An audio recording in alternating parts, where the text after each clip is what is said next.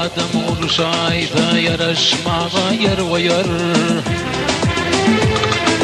Akıllı adam oluşayda yarışmağa yer koyar. Deyyus adam bayata yar dostun doyar. İşine düştey para koro yedi kat kamın soyar. Garip bolsan kapını yatan çıkarır can koyar. Namadılar bolandını amı derya garp bolgan.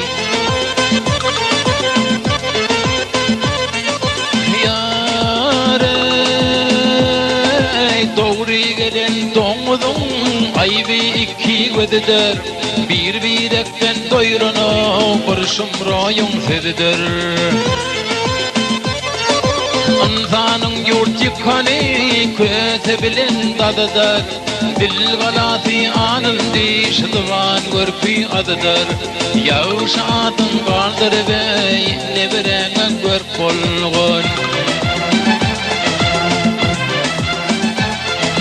Zalim kim kudit bolar, kim köp yılsa tengeni. Akıl sayar ödünü, akmak diyer üngeni. Sarpa koymaz en ata, bilmez ağı yengeni. Yersiz yere ırsarap, karına alır kanani.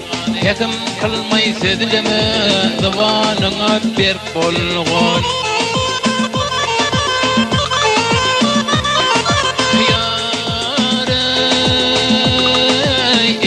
Atan kadrini ölmen kelir bilmeli.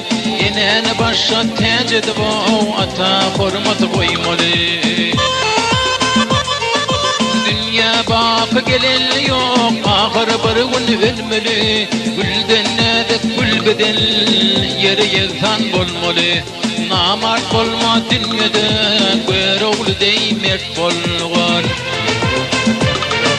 Dünya bakı gelin yok ahır bir gün ölmeli. Gülden nedek gül bedel yere yeksan bolmalı.